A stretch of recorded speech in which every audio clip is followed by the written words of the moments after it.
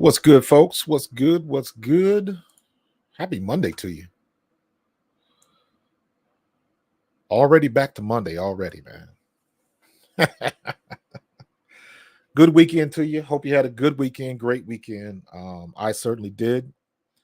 Very relaxing, not very relaxing, very exciting with everything that was going on from last week, carried into the weekend. Then we had March Madness, watching the selection show last night.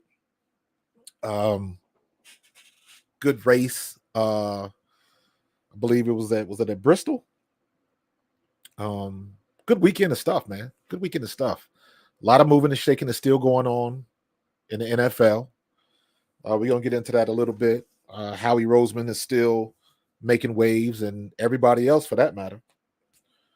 And it is a lot of talking points, man.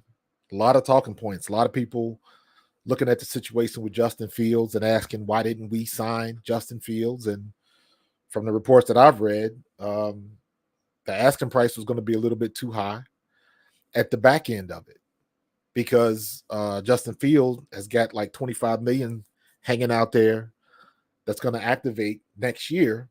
And I believe we would be on the hook for that. So financially, I think Howie Roseman hit a home run with getting Kinney Pickett. I think we kind of got lucky the fact that he's an Eagles fan, grew up in the area and all of that kind of stuff. But for the most part, that's a financial decision. It works out better for us. I think it works out better for Pittsburgh as well, because not for nothing, Russell Wilson and Justin Fields under Mike Tomlin.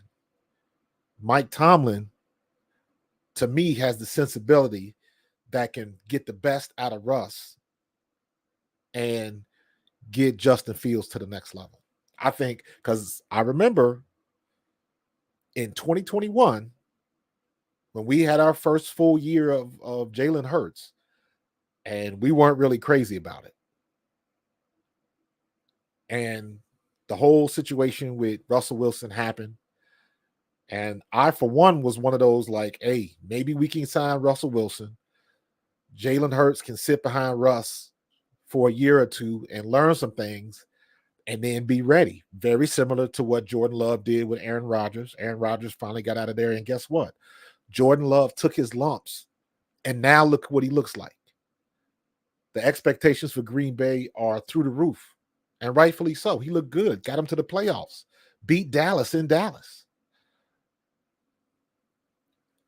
And, it's one situation that I keep harping on and that I keep saying is that you got to let people these days, you got to let them take their lumps, man. And this era of football, they don't like for you to do that.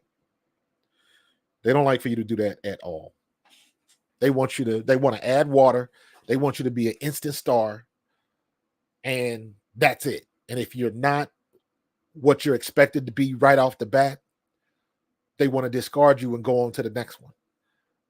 Like, the attention span is so small with everything now, and you can't be that way with quarterbacks, man. You just can't. You just cannot. You got to go back and you got to look at all of these guys that's in the Hall of Fame now. Look at their careers and how long it took him to get there. Yes, you are going to have some anomalies.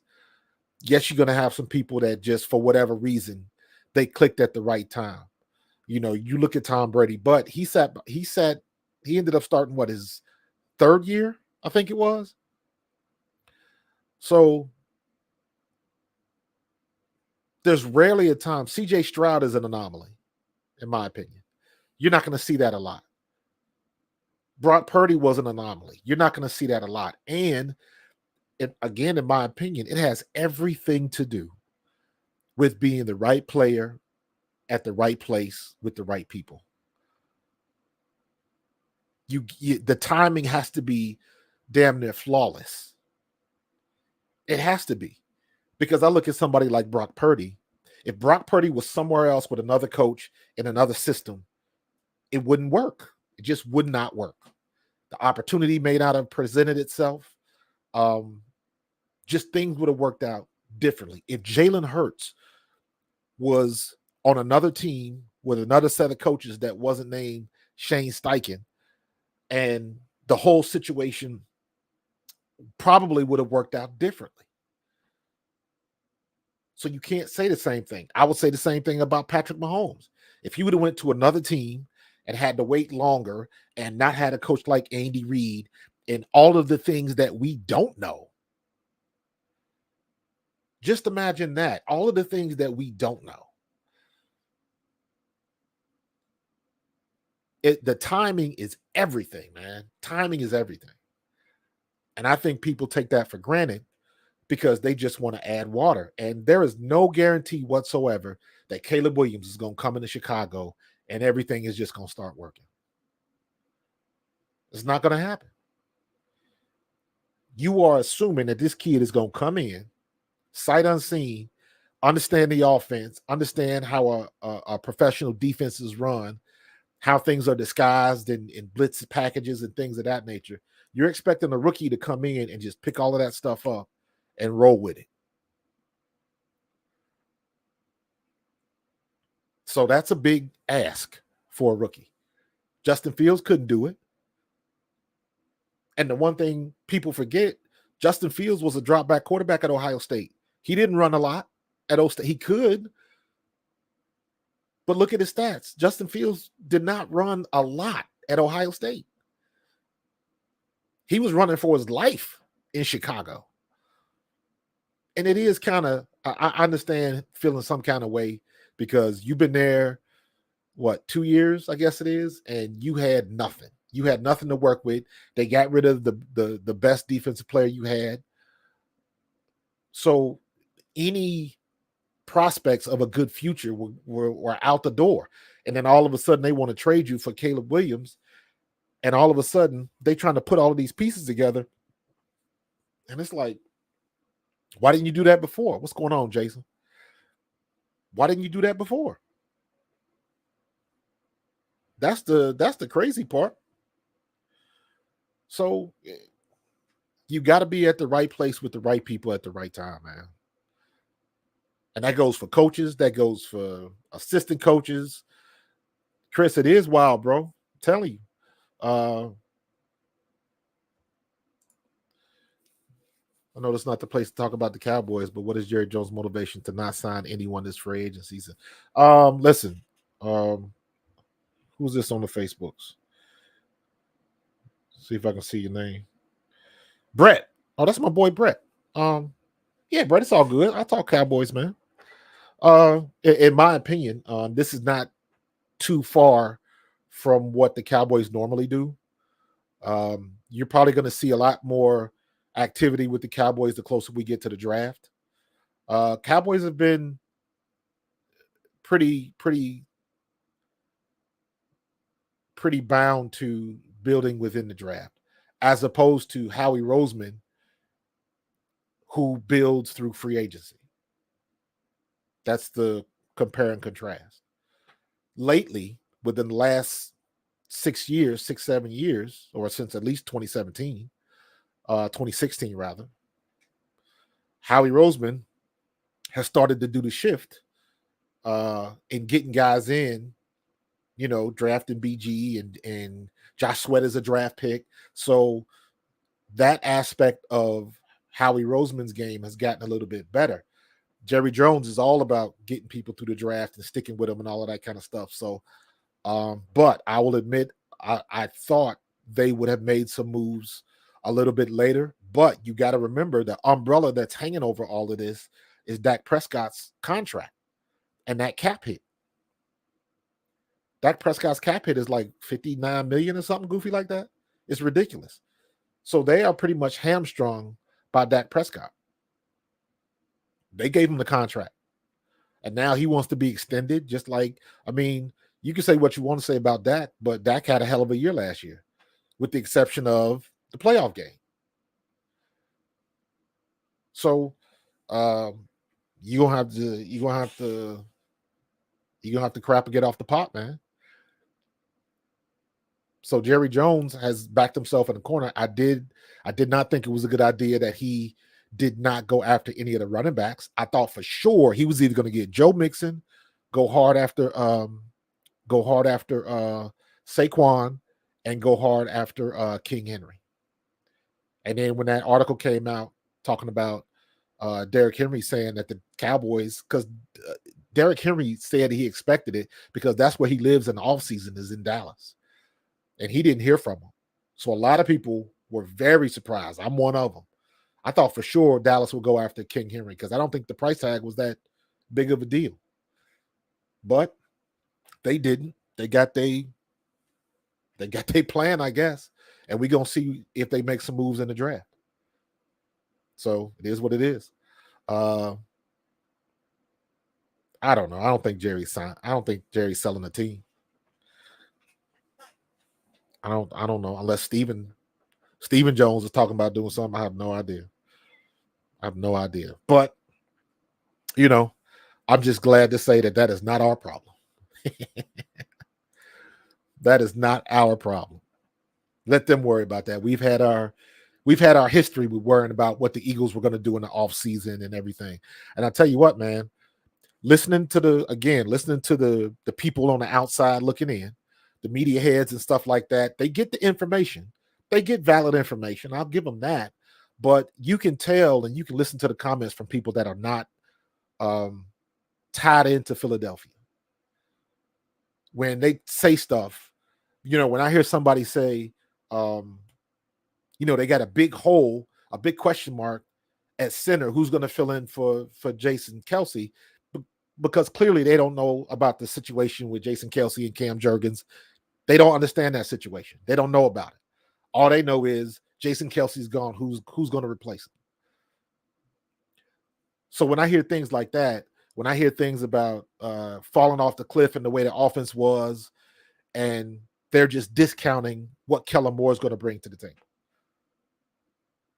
I would agree if the coaching staff was exactly the same as it was last year, but it's not. You look at Kellen Moore's success rate and his stats under his offense everywhere he's been, particularly in Dallas and in San Diego. It's not too hard to figure out. The sample size is not that big, but it's big enough to impress and big enough to say he's been around the block enough to know what's going on, and I trust that he understands what's going on. I trust that he understands the pieces that he already has on the field. Jalen Hurts, Saquon Barkley, A.J. Brown, Devontae Smith, Dallas Goedert, and arguably one of the best offensive lines in the NFL. He understands that. Just by default, I'm going to give him the edge over Brian Johnson. And even with the situation with Brian Johnson, that remains to be seen because I want to see what Brian Johnson does in his next endeavor. Are we really going to find out that maybe it was Nick Sirianni hamstringing him? Had his hands handcuffed? Maybe it was. I don't know. I'm excited to see Nick Sirianni as a CEO coach only so he can have his hands off of the offense and let somebody do it who's better than him at doing it. He did it with Shane Steichen. CEO coach is not a negative in my book. You look at the great ones. You look at Parcells. You look at Jimmy Johnson. You look at Dan Reeves. You look at, I don't know if you want to look at Seifert and all of those coaches. And I can give you people on the other side. You look at heck, I can't even remember his name now. The guy I hate so much. The guy at the Patriots that went to the Raiders and then reneged on his deal. And what's his name? Daggone it. It'll come to me. What's up, Cody K? But you look at some of these coaches out here now that are supposed to be geniuses at offense or defense or whatever the situation is. Look at Shanahan. Look what Shanahan did last year in the Super Bowl. He's the guru. He's a genius. And it didn't work out for him. He flubbed the overtime. And arguably, a lot of people believe that McDaniels, please. Oh, thank you, Cody K. Yeah, look at somebody like McDaniels that was supposed to be a genius out from underneath Bill Belichick. He has never had success. And they keep giving him opportunity after opportunity. And he has not had really any good success yet. And he's supposed to be a guru, a genius, and it doesn't work out. So you can have pros and cons on both sides of it. But for the most part, you look at Andy Reid. Andy Reid, is he calling all them plays? No, he's got help. He's got help. I wish Eric Bieniemy never would have left. But, you know, I don't mind our coach being a CEO coach. There should be nothing negative. If you're going to bring up something negative about that, that's just somebody that doesn't necessarily like Nick Sirianni. Now, if you don't like Sirianni for other reasons, I can understand that. But it is what it is. At the end of the day, all I want my coach to do is come in and win games. I can give a damn if he's yelling at the crowd. Yes, it's juvenile, but I don't care. I need him to win games. That's it. Everything else, I live. Chris Bruce, Eric Bieniemy was I wanted him here. But I wanted him here from the fact of, and you've heard Jalen Hurts say this before. Jalen Hurts likes to be coached hard. So I was looking at it from the standpoint of I want to see Jalen Hurts be coached hard with a no-nonsense type of coach. That's what I wanted to see. And Eric Bieniemy strikes me as that type of dude. I think he would flourish in that type of environment because that's what he's used to with his dad and all of that kind of stuff. And Eric is that kind of guy that he expects something out of you. And today's ego athletes don't necessarily like that. I think it's a crime that he didn't get a head coaching gig. I think it's an absolute crime because there are people that are much worse off than him that are getting jobs or at least getting the opportunities. And it's a shame that he doesn't. I don't care.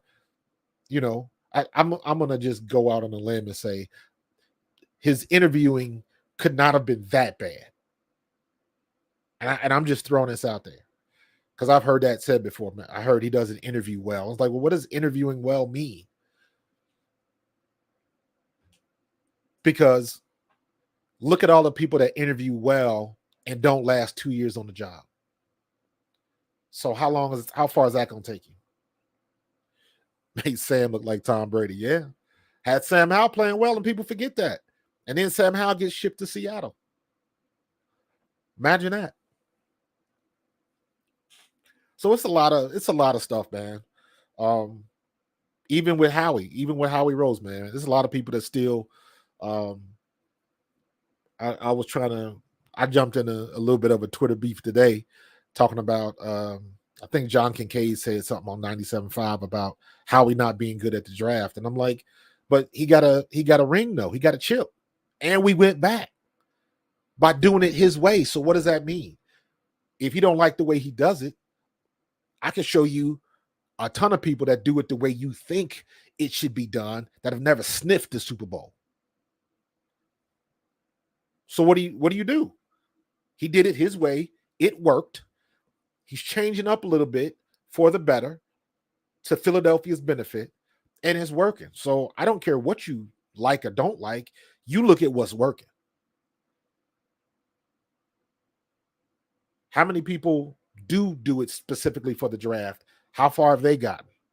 That's the only thing you need to look at. It's a mix. There's no right or wrong answer. The smart person is going to look at what everybody's doing and they're going to cherry pick what works for them because everything you cherry pick is not going to work. What works for some communities and some organizations will not work in other places.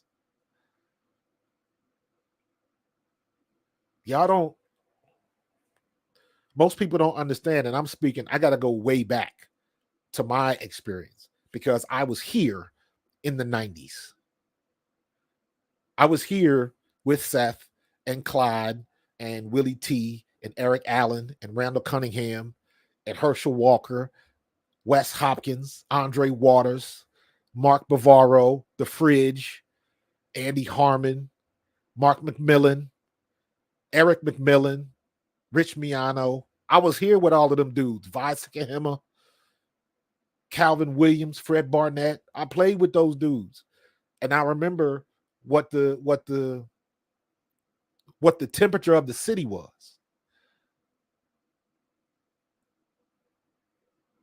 Philadelphia wasn't getting nowhere near this level of respect. Philadelphia was not a destination team. People would come. I remember when Tim Harris was here. We got Tim Harris from the San Francisco 49ers. And I remember him complaining because the facilities we had were crap versus what he was used to in San Francisco.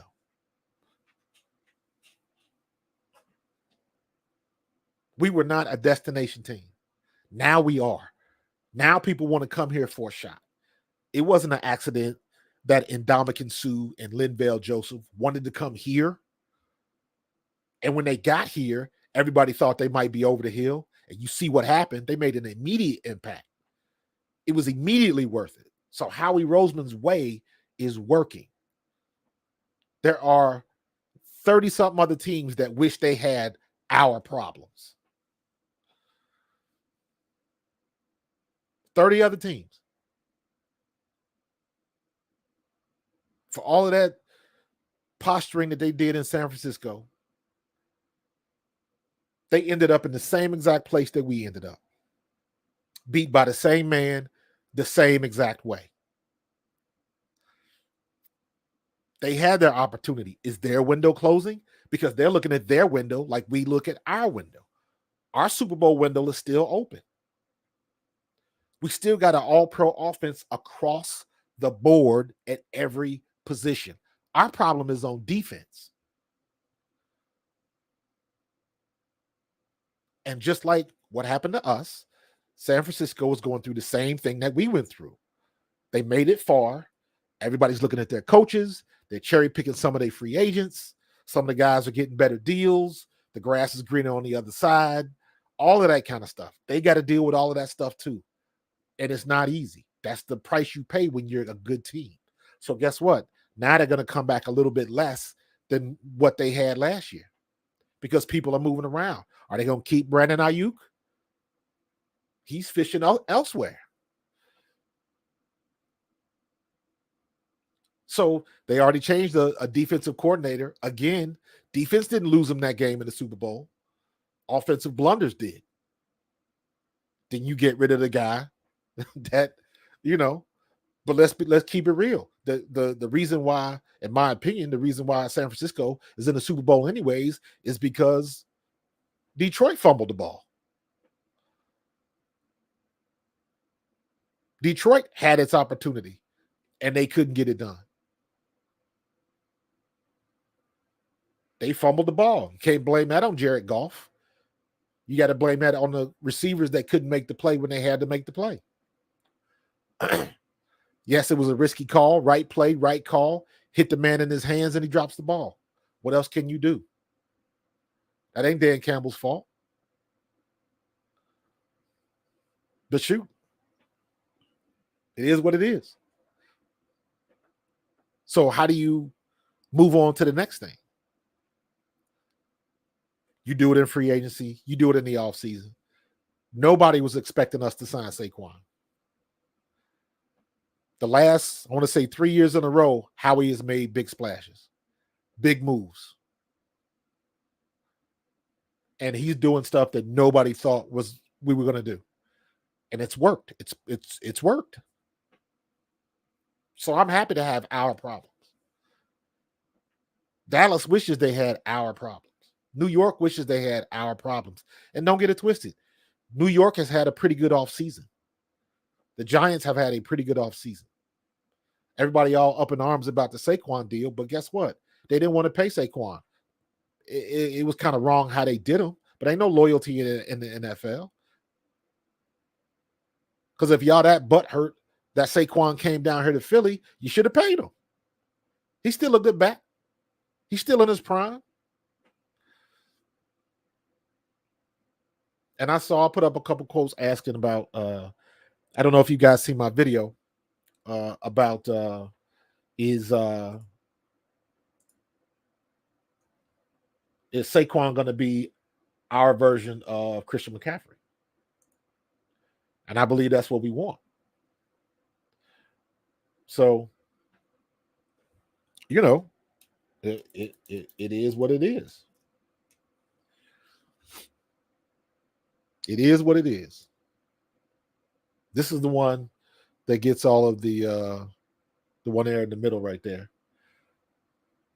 Is he going to be the Philly version of Christian McCaffrey? He can be. A lot of people immediately go like, he's not as good as Christian McCaffrey. And I'm like, hold on now.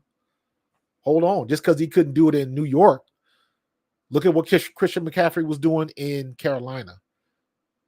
Then he got hurt for 2 years. He battled back. And then when he got with the right team, they used him right. And don't forget, I believe Christian McCaffrey's 2 years older than Saquon. So don't tell me it can't be done when you get with the right team, the right people at the right place at the right time. It matters. And he's on grass. So don't tell me it can't happen.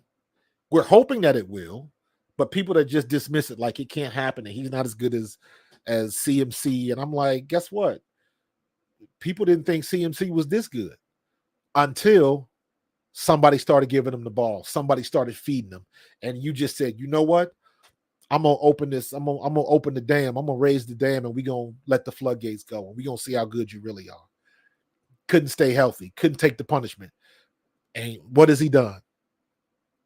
He was the MVP of the league. So don't tell me it can't be done. He just got to get in the situation. And is this the right situation for him? Which leads me to the big question mark for the Eagles. The big question mark is what's Kellen Moore going to do? For me, I can't tell you the last time I've seen the Eagles in a situation where we relied so much on what our coaches were going to do. It's usually like what kind of players, who's going to fill the gap. We need to get somebody in, all of that kind of stuff. Now, everything is revolving around what is Kellen Moore going to do and what is Vic Fangio going to do. Because I have the utmost confidence that Howie Roseman is going to get the right pieces on defense to get us back where we need to be. We don't even need to have a stellar defense. Our defense just needs to be adequate. If we would have had an adequate defense last year, we could have been playing for the conference championship. But that's a big if. Woulda, coulda, shoulda don't do nothing but rhyme. So yeah, I'm glad that Sirianni is the CEO coach because I don't want to see the same mistakes happen that happened last year. I don't want to see common sense fixes be just ignored. Because you guys know my logic was a lot of the problems that we had on offense were not complicated. Defense was a different story. But the issues on offense could have been solved very easily. They could have been solved in the film room. So I don't know what the hell was going on. I don't know if the offense just didn't believe in the system. I don't know if Brian Johnson was just choking beyond all recognition. It's got to be a little bit of a combination of a lot of different things. Because you can't tell me, Nick Sirianni, you're an offensive-minded head coach. You can't tell me that you didn't see some things. You can't tell me on defense you couldn't see some things. If you saw enough to swap Matt Patricia and Sean Desai, and I thought Sean Desai was at least decent.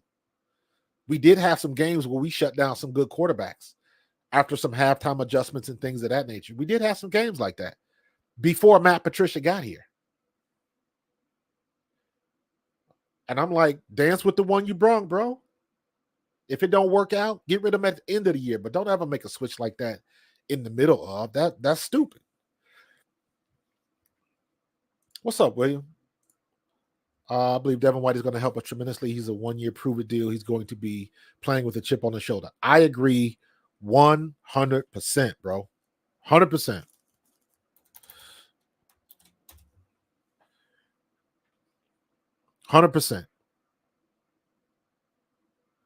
By default, he's better than everybody we got. Anybody on our roster last year, he was better than.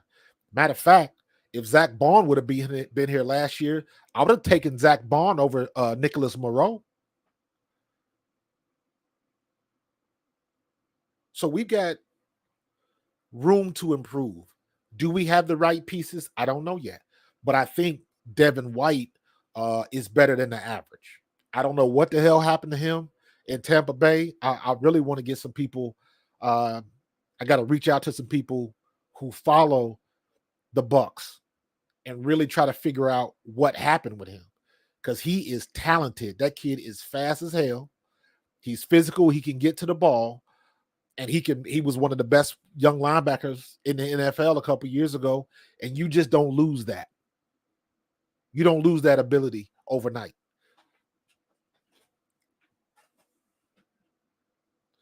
But the deal that Howie put together for him, that's a no-brainer in my book. That's a no-brainer. You talking about Devin White, 1 year, $3.5 million guaranteed on a $4 million contract. You gave him 3.5 to sign, and then you're gonna pay the difference next year. That's a no-brainer, man. That's like finding crystal at Goodwill. You take it. When you get it home, you do the test. If it's real, boom, you in the money. If it's not, you didn't lose too much. It only cost you $5. So great move by Howie. And again, already, he's the best linebacker on the team. He's the best linebacker on the team. I still wish, I'm still kind of hoping that we hold on to Zach Cunningham, because in my opinion, Zach Cunningham can play. And if you pair Zach Cunningham with another good linebacker, I think we're in good shape. And I think Devin White could be a good tandem. Zach Cunningham made it work with Nicholas Moreau. If you remember, the problems started happening when they brought Nakobe Dean back into the rotation. When it was just Nick and Zach, it surprised me, because I had heard the reports about Nicholas Moreau and how he wasn't any good and all of that kind of stuff. And I was like, I don't know what he was before, but he balling now. So that left us in a good spot, man. So I like Zach Cunningham. I liked Kaiser White better. I wish they would have kept Kaiser, but hell, I wish they would have kept TJ Edwards. Kaiser White and TJ Edwards were balling. But that's one of the, I always use the analogy of Howie having a good batting average. Well, TJ Edwards was one of the strikeouts. Never should have let him go. And he knows it. And hopefully, just like, drafting the players from the big schools, and, he's making a turn to make better decisions. Because every GM wants to go to the Super Bowl. Every GM wants to get back to the Super Bowl. He's done both.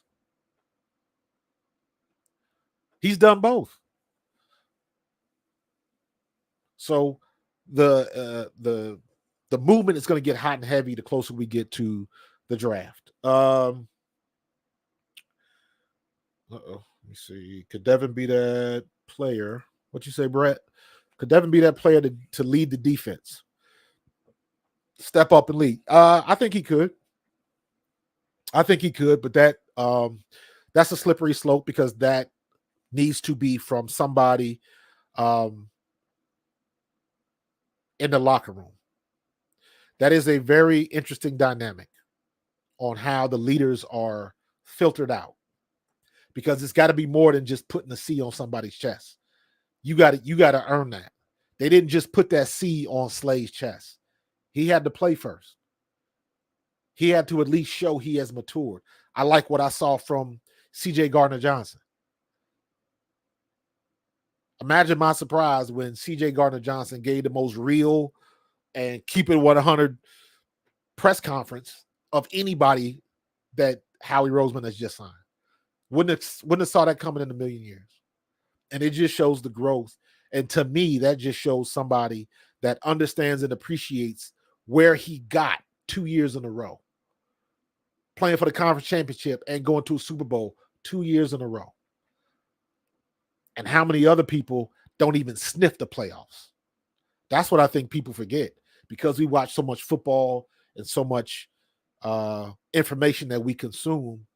People forget about how many people that didn't make it.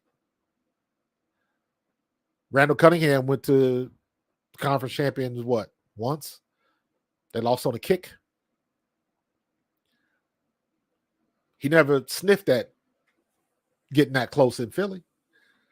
And how many great ones are like that never even saw play? Look at the obvious example is always Barry Sanders. It's a shame what they did to Barry Sanders. Megatron didn't even sniff it. One of the greatest ever. So you take that kind of stuff into consideration, and nobody, you at least want the opportunity. And I think now it is starting to look like we've got a legit opportunity to go back. So we're waiting on a couple more pieces. I saw all the hoopla about talking with Edgerrin Cooper and all of that kind of stuff. Edgerrin Cooper is probably the best linebacker in the draft. That could be argued, but I like his size and I like his speed over Jeremiah Trotter Jr. So we'll see what they do with that. Is Chicago still going to move, or is it de facto Caleb Williams? Because depending on what Chicago does or doesn't do will determine what everybody else beneath them will do. So there are a lot of moves that can be made, and we just have to wait and see. But we are in a good shape. Philadelphia Eagles are in a good shape. The Wizard of Philadelphia has done it again, Howie Roseman. He continues to show why he is the best in the business. I don't even want to say arguably anymore. To me, it's not arguable. Howie Roseman is the best GM in the NFL right now, and he works for Philadelphia. There are some other really good ones, but clearly, if there's another GM that's doing a better job than Howie Roseman, let me know. And he works for us. So I'm good with that. We're in a good situation. Yes, I still want one more linebacker or Justin Simmons. I like that we got Josh Sweat back. I like that because the way they restructured Josh Sweat, there is still the possibility that we can get Hassan Reddick, but the Hassan Reddick issue is a little bit different because now we'll have Hassan Reddick, Josh Sweat, Bryce Huff, Nolan Smith, Brandon Graham. So that's a lot of people that got to get snaps. And if you pay them that money, they got to play. So somebody's got to give. And Hassan Reddick is worth the money. And if he's not going to get it here, who's he going to get it from? And if he doesn't get it from somewhere else, will we re-sign him? So we'll see what's going to happen. A lot of moves that can be made. And it's just ramping up, man. It's just ramping up. So I'm going to get up out of here, man. I appreciate y'all hanging with me for this lunch. You got plenty enough time to go wash your hands and get back to it, man. So don't forget tonight, 9:30, I will be live streaming again this evening. We're going to go, it'll probably be some more moves in the NFL that have been made and some news coming out. I'm definitely going to go over my bracket picks for March Madness. I think I might fill out the bracket in the stream tonight, so that should be fun. But we're going to have some fun, man. We are going to have some fun. So check me out tonight, 9:30 p.m. That's going to be a regular Monday thing. Mondays with Marcus, 9:30 p.m. on Pro Fan Talk. Hope to see you there, man. Jason Sink, go Birds. William Galbraith, I appreciate you. Brett Mars, I appreciate you, man. Chris Bruce, Cody K. Appreciate y'all, man. And we're going to keep this thing going. So y'all enjoy the rest of your Monday. And I will see you guys tonight, or I will see you on Wednesday. Same time. Talk to you later. Go Birds.